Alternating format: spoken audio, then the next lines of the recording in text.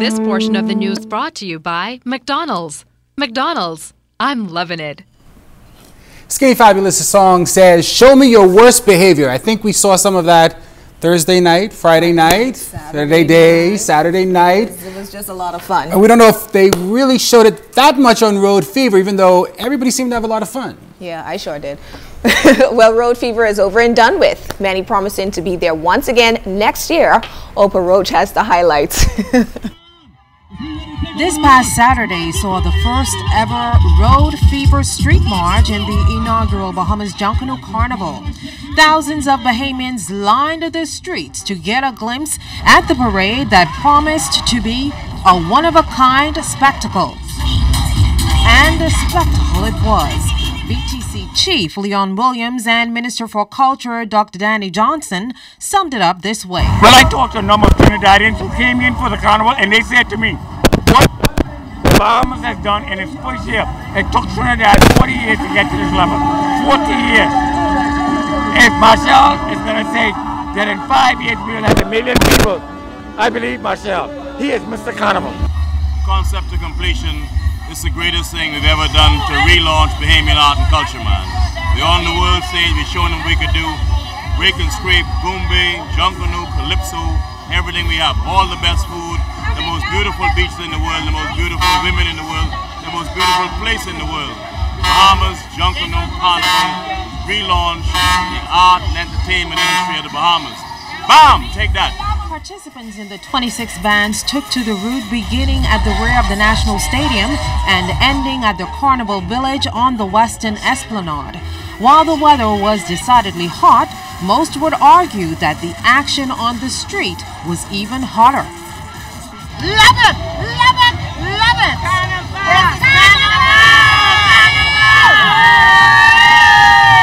Unbelievable! Unbelievable! We're very happy, very excited about it. The people, the crowd, it's good. Definitely a success. Definitely a success. Tonight is no exception. It's only going to get bigger. It's only going to get better. We see you all tonight. For this gentleman, just the idea of having a carnival of our own was satisfying. For the first time, it's the most beautiful thing I've ever experienced. I've never been to the other carnival, but this is the first time I hear the Bahama Junkanoo Carnival. It's excellent. It's exciting. While the value of the event was the subject of much debate in the country leading up to last Thursday's launch, one thing was certain. With the turnout and the electricity surrounding Saturday's Road Fever, the investment may be worth it all. Return on investment is not about dollars and cents.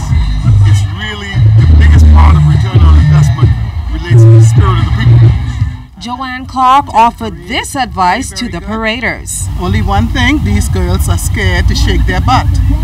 We are a Caribbean nation. We Junkanoo.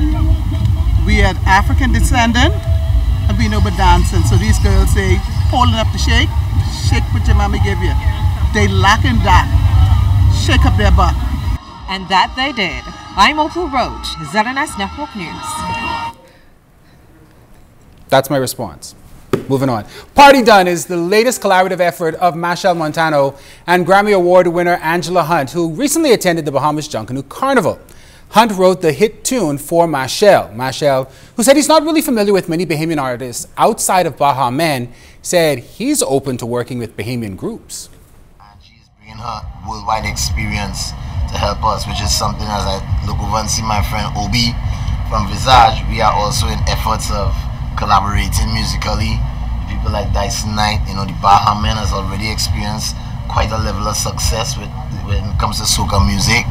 And we don't want these things to be, you know, just a freak of nature or something that happens once in a blue moon. We have to build our industry now in a way that we build it for the world, we build it to the world, we build it of the world, of our world, and really make something to contribute and make people happy. I think our festival and our music and our whole lifestyle is something that makes people happy. So we'll continue to do it on this level, and there's no better way to do it than through collaboration. Montano said he took in some rake and scrape while here, saying he and other local artists can only make that genre better. to the point of participating in other carnival festivals in the region. I feel people like me, people like Angela, coming here and sitting down and working with them and really pointing as to where the music should go. I believe soca music now can be something that was not what Sparrow and Rashaw T.I. and Kitchener created it to be, which was the soul of Calypso. It could now represent the sound of the Caribbean if we work together. So I love the fact that the Bahamas is a new ground for that, new ground for me. Junkanoo is what you call the traditional side of Bahamas, just as much as Calypso. And I started off in the Calypso, but I had to go to the soca in order to go to a worldwide level. So I think that now we have to have and try to manufacture and try to inspire soca artists from the the Bahamas who could come to Trinidad and jump in the soca monarch competition and win like Biggie Irie did, and he was from Barbados, or come like how Skinny Fabulous will come in. Well, our key vendors are seeking financial compensation today after claiming they were cheated of the opportunity to make money during the Bahamas Junkanoo Carnival over the weekend. Fern Carey has this.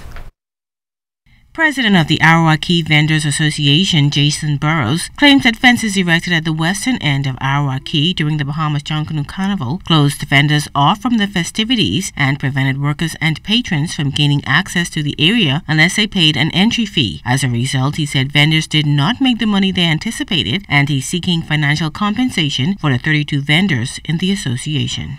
I didn't make any money. They had all the gates locked. People can't get in. The people who come and patronize us, they can't get in because they think the place is closed down. My thing is, what I'd like to know from the folks who put this event on, or from the government, how are we going to be compensated for those days that we are? While all of the vendors endorsed the Bahamas Junkanoo Carnival, they say they felt they should have been included in the planning process. We welcome growth, especially me as a young entrepreneur.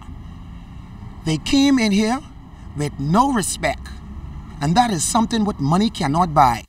They said nothing to the vendors. They didn't even host no meeting and said, guys, we are coming in here. Give us your point of views, and this is what our objective are. I mean, we ain't make no money. And I saw the big authorities then was out here, but nobody was listening to nobody cry.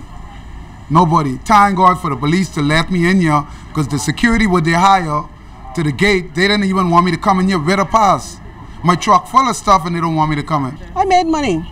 First 2 days of it was I think they have a few kinks in there, but this is something that can blossom. I think it's a good thing. This was very good, and I think it's a good thing the government did.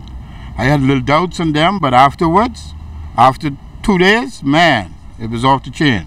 Operations Manager at Arawak Kevin Archer, said vendors did voice their concerns to him and steps are being taken to compensate them. And situation, and they have expressed to me to find out, well, what is it we're going to do. So I will make mention and I will send a request to my office, and we will then have them take it from there. We also contacted Chairman of the Festival Commission, Paul Major. However, he chose not to comment on the matter. Now, while these vendors will be compensated for their losses, Arthur says it may take some time before those payments are made. Fern Carey, ZNS Network News. This portion of the news was brought to you by McDonald's. McDonald's, I'm loving it.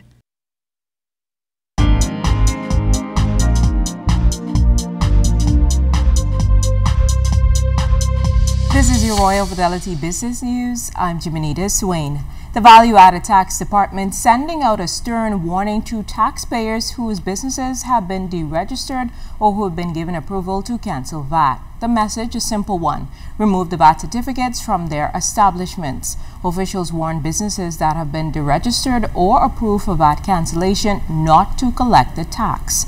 And those businesses where VAT has been collected must account for any VAT which should have been paid in the meantime.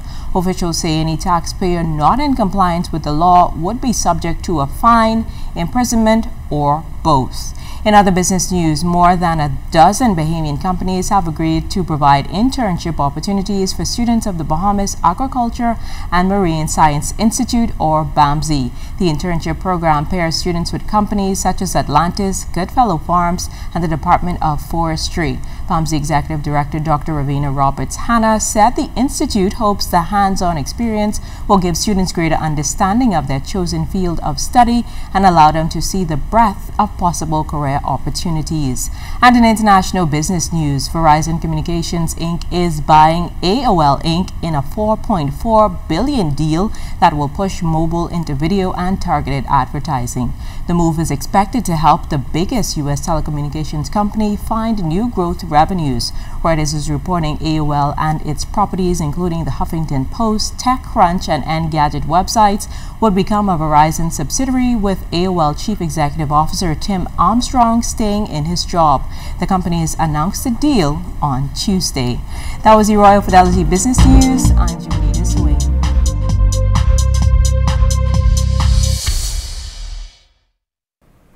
In court news, a judge has sentenced convicted murderer Nevin Curry to 35 years behind bars after a jury convicted him early of killing Stanley McIntosh in Abaco about 2 years ago. McIntosh was killed outside the Solid Gold nightclub in Marsh Harbor, Abaco, following a fight. His body was discovered in an area on Don McKay Boulevard with gunshot wounds. Curry's attorney, Mario DeSeal, has indicated that he will appeal the sentence. A group of school students were taught the dangers of drug use and abuse this morning. The students were participants of a community forum on BD and marijuana use at Wesley Methodist Church. Carla Palmer reports the nation's youth were targeted for this forum for one specific reason. Consultant psychiatrist at Sandilands Rehabilitation Center, Dr. Kirk Christie, facilitated the forum. He noted the prevalence of the drug problem and use of BD and marijuana. From statistics compiled, Dr. Christie says of 120 persons presenting at the public facility, the average age was 20 years. So we know that relatively young people are experimenting and regularly using marijuana. From the Caribbean statistics, we know is estimated about 3.5 to 4.6% of those living in Caribbean nations consume marijuana. So we know that persons are using it. With education the best option and prevention better than cure, Dr. Christie is simply advising people in general to stay away from drugs. Some persons would do relatively well for a period of time and not have any difficulties. But with the chronic regular use of marijuana, there is a relative risk of developing a brief loss of contact with reality. We know that the major ingredients in marijuana, smoke, can cause changes in the brain. This is where persons, they lose functioning in life arenas. There may be psychotic symptoms appearing. They may have a tendency to have perceptions, abnormal perceptions, such as hearing voices or seeing strange things. The common psychotic symptom with respect to marijuana is paranoia, where persons may feel as if persons are following them or out to get them. There are a lot of myths about marijuana. There are persons who use regularly and they do not encounter difficulty, but we know of some persons who use it for the first time and they have a drug-induced psychosis. So we cannot generalize to the general population on one person's experience. With this information made abundantly clear, participants heard firsthand why drug experimentation is a bad choice. So young people should not be experimenting nor using drugs regularly because their brains are still maturing, and if they're introducing drugs at a very early age, they're going to cause the abnormal pathways of the brain to develop and may cause irreversible brain damage. Dr. Christie is advising the nation's youth to be aware of all the myths. One truth he highlights is the stepping stone hypothesis, whereby using drugs early in life could potentially lead to people not only graduating to more potent drugs, but becoming addicted with each step. Carla Palmer, ZNS Network News.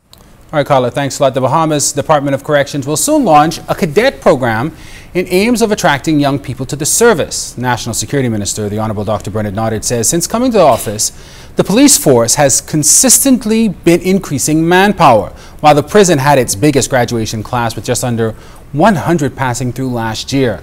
The Defense Force's all-male squad of 108 recruits that graduated Friday was also the largest. Noddard says there's a need to expand the forces considering the challenges faced, adding that It also provides an opportunity for people to contribute to the country's development. With the number of people we have incarcerated at the moment, while it is our hope that we can, through our rehabilitation programs, gradually reduce the need, the fact is that at the moment the numbers are high and they require, if we're going to be a corrections institute as opposed to a penal institute, then we need young people with a different level of responsibility. The Hatchet Bay Dock has never had a bathroom facility, and it is a project local government in that community is now working on to increase the comfort of those who frequent the area. Cleopatra Murphy has the story. Although the space is devoid of bathrooms now, the Hatchet Bay Dock will soon be the site of a new $15,000 bathroom facility. The project is an undertaking of the Hatchet Bay local government in conjunction with community partners. Local government chairman Ricardo Dean says when the mailboats come in, the now empty dock becomes busy, but there is no facility for people to use. You know, we have weekly mailboat arrivals, and our harbor is filled with 19 to 20 boats per night during this time of the year.